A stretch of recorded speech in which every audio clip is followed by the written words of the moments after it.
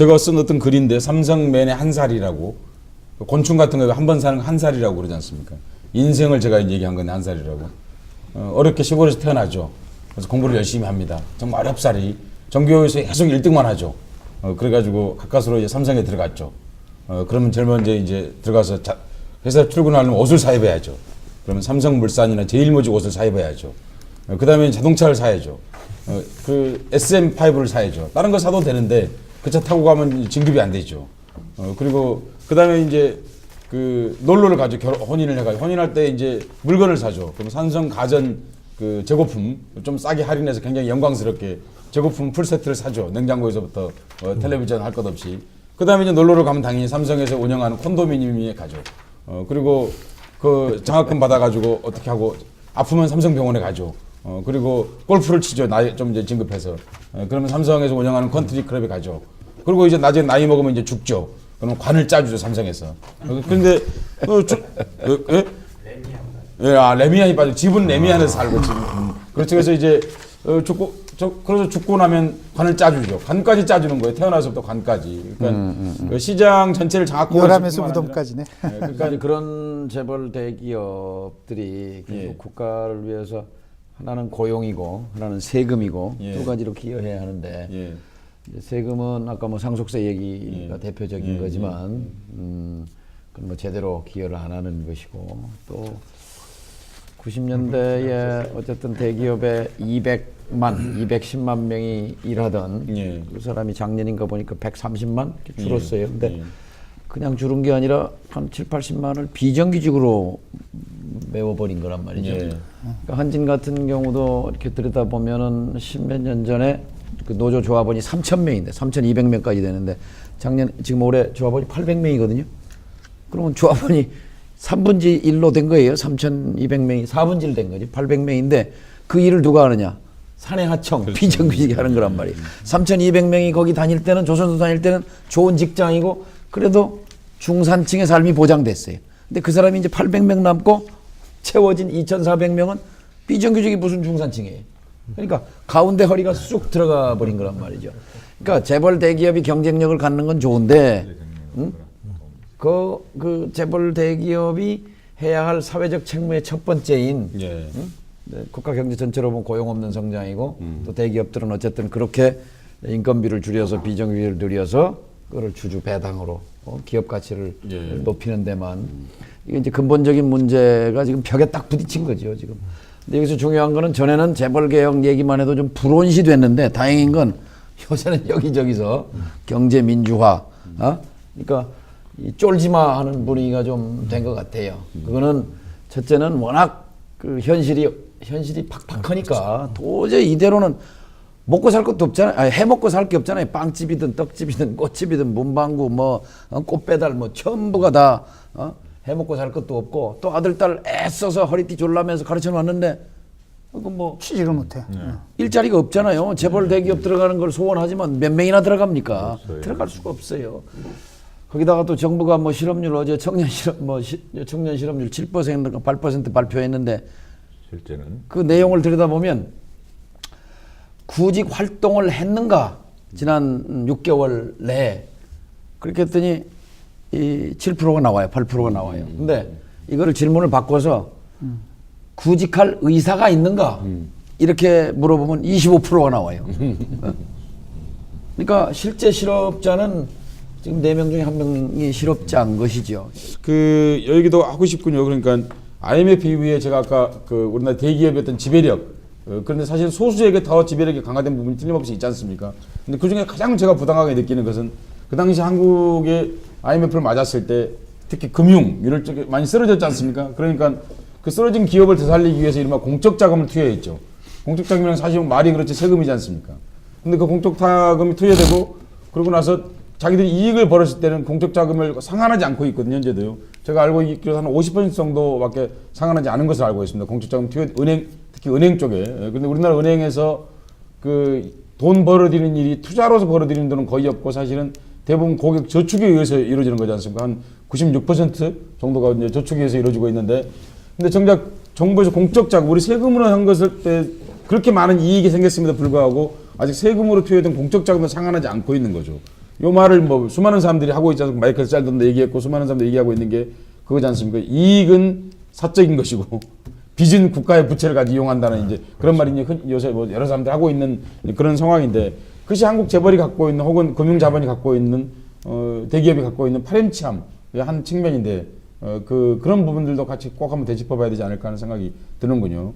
요새 뭐 보니까 거의 시위에 거의 매일 나가고 있죠. 그 왜 월스트리트에도 시위하고 영국에서 쌍폴 교회에서 하고 프랑스에서도 뭐 연일 계속해서 시위하고 있지 않습니까?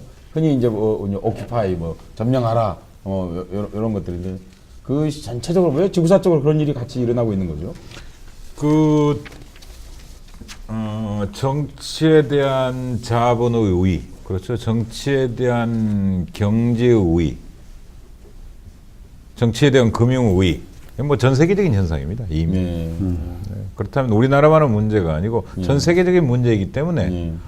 촉발은 월스트리트에서 됐지만 누구나 공감하는 이슈죠. 그래서 대려 대도시 중에 그 시위, 아큐파이 시위가 열리지 않는 도시가 없어요. 그건 분명한 현실입니다. 그러니까 지금 신자유주의의 마지막 발악이라고 그럴까요? 네. 그러니까 그 신자유주의 2008년도에 이제 모든 사람들은 신자유주의의 문제점을 깨달았거든요. 예. 그런데 이제 그동안 신자유주의로 인해서 기득권을 이득을 보던 세력이 있죠. 이 사람들이 그냥 넘겨주고 싶지 않은 거죠 지금. 그다음에 이제 정치권이 거기에 종속이 돼 있으니까 계속 공적 자금이 글로 가고 있고. 그러니까 지금 하나의 그 세계사적 전환기에 와 있는 건 틀림없는 것 같아요. 그래서 저는 뭐 긍정적으로 보고 있습니다. 제가 놀란 게 아이고. 하세요.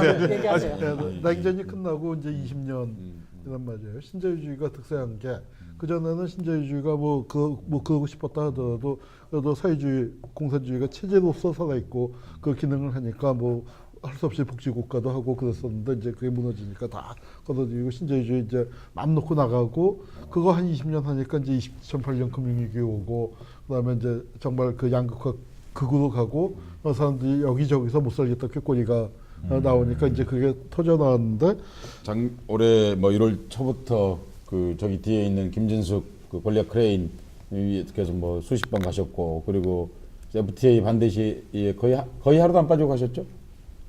그게 이제 신자유 취재에 대한 이제 반대 이런 것도 같이 이제 반영되어 있는 것으로 알고 있는데 이제 현장에서 이런 역사적인 변화 과정 그리고 대중들의 어떤 변화 과정 또 얼마 전에 어떤 정당에서 조사한 걸로 보면 또 FTA 과거에는 찬성하는 사람이 많았는데 근래에 이제 변하고 있는 것들 그리고 정치 지도자로서 현장에서 국민들하고 느끼는 어떤 정서적인 공감대 그리고 그것이 어떤 역사적 중요한 전환점인 것 같습니다. 과거에하고 다른 거, 이 시위는 다르거든요. 과거에는 이제 그냥 정치적 민주화 같은 것들을 요구했다면 이건 명백하게 경제 민주화를 요구하고 있는 것이지 않습니까? 그리고 오늘 주제인 경제의 주인은 누구인가 하는 그런 문제들하고 연관되어 있는데 현장에 매일 나가시니까 그 현장에서 체감하시는 것들 한번 소개 좀 해주시죠.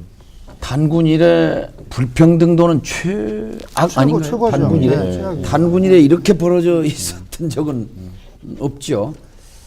그러니까 현장에서는 좌절과 분노거든요. 희망이 없는 거란 말이죠.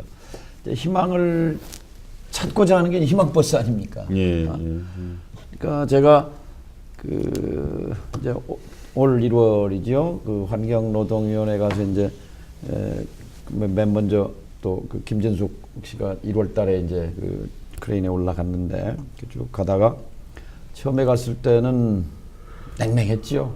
제가 맨 먼저 가서 시작한 게 반성부터. 그때 또 반성하셨습니까? 그때는 반성동형이라고 이제. 그 해군 노동자들 이제 집회할 때 이렇게 가면은.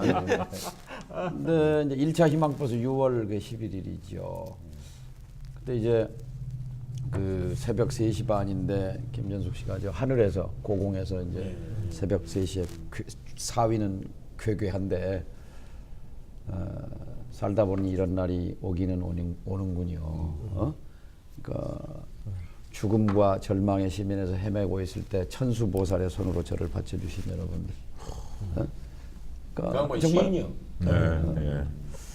그러면서 저 김진숙보다 아버지가 암투병으로 오늘 내일 하는데 여기 와서 저 암흑에 또 뭐 뭐 아무개를 기억해 주십시오. 나는 저 사람들이 투사라서 내가 여기 와서 목숨을 건 투쟁을 하는 것이 아니라 힘없는 저 사람들이 몇 달 전에 그냥 땀 냄새 풍기면서 저 일 끝나면 집에 돌아가서 자식 새끼 끼고 저녁 먹고 하는 그런 평범한 일상을 찾아주고 싶어서 그 얘기를 들으면서 많은 사람들이 흐느껴 울었어요. 그리고 제가 드는 생각이 내가 저 여자를 살려내야 되겠다. 저 여자를 살리고 싶다. 이제 그런 마음속에 그런 이제 결심을 하게 됐고 그 뒤에 그래서 내 정치 생명을 걸겠다. 그래서 사실 18대 국회 와서 노동 문제를 가지고 국회 청문회가 열린 게 처음이고 국정감사를 증인으로 세운 게 처음이고 국회가 권고안을 만든 게 처음이고 어쨌든 살아서 내려오게 했어요. 근데 문제는 아직 본질은 그대로 있어요. 그러니까 정리해고 체제를 끝내겠다는 게 이제 그 투쟁의 핵심이란 말이죠. 그러니까 400명씩 뭉텅이로 잘라내면 사람들을 잘라내면서 해고는 살인인데 배당하고 연봉 올리고 그러니까 이게 지금 아까 살찐 고양이는 계속 살이 찌는데 한쪽에서는 뒤에 써 있네. 저 해고는 살인이도. 그렇죠. 그러니까 이 결국 좀 얘기의 비약입니다만 이제 말하자면 정리해고 체제를 극복하는 체제 그게 이제 2013년 체제고 87년 체제에서 정치 민주화. 근데 정치 민주화의 제일 수혜자는 재벌이란 말이죠. 수혜자가. 그런데 이제 빠졌던 경제 민주화. 경제 민주화는 사실 평등의 문제가 단군일에 이렇게 최악으로 벌어진 거. 이거를 좀 좁혀야 되겠다는 게 경제 민주화 아닙니까? 그러기 위해서 이제 재벌의 그런 과도한 법 위에 군림하는 이런 걸로부터 법 아래 있어야 되죠. 재벌도. 그래서 사실은 이제 우리 119 특위 하면서 늘 핵심이 재벌 개혁을 차기 정부에서 어떻게 할 거냐. 첫 번째 출발은 검찰 개혁이다. 검찰도 사실 재벌 품 안에 들어있는 거 아닙니까? 사법부도 품 안에 들어있는 거 아니에요. 그래서 이제 그 2013년 체제라는 것이 변호사 핵심이 잠깐만요. 예. 검찰 개혁이 재벌 개혁의 우선이라는 말씀에 대해서 동의하십니까?